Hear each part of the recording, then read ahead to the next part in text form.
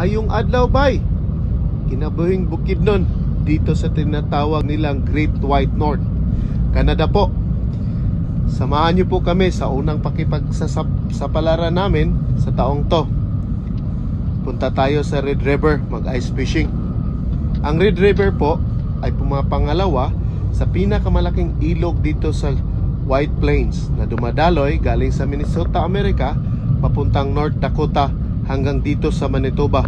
Dadaloy sa malaking lake na tinatawag nila na Winnipeg Lake. Dito maraming mga isda. Pikiril ang tawag nila sa isda na pinakapaborito nila dito. Tamang-tama, nag-groom na yung daan.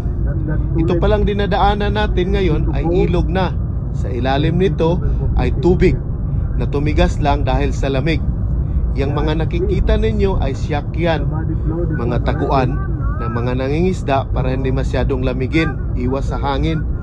Hindi masyadong marami sa ngayon kasi ngayong taon na to ay hindi masyadong malamig.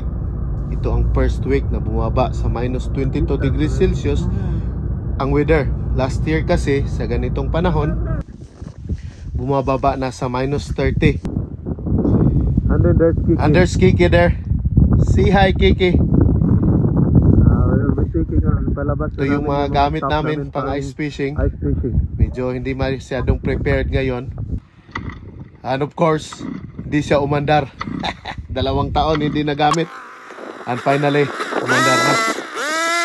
Yan, ganyan pagbutas ng yelo. At makikita natin dito kung gaano kakapal.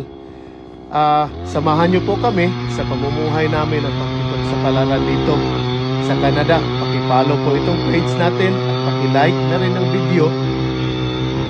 Ang buong video po ay makikita sa YouTube, Kinabuhing Bukidnon @ the Great White North.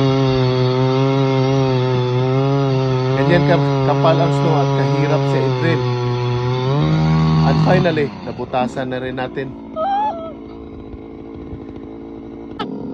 Tapos lilinisan siya kasi is-set up natin yung shack natin, yung tent natin. And finally, we're set up. And there's Kiki there fishing in the hole. Hanggang sa susunod na video po. Maraming salamat.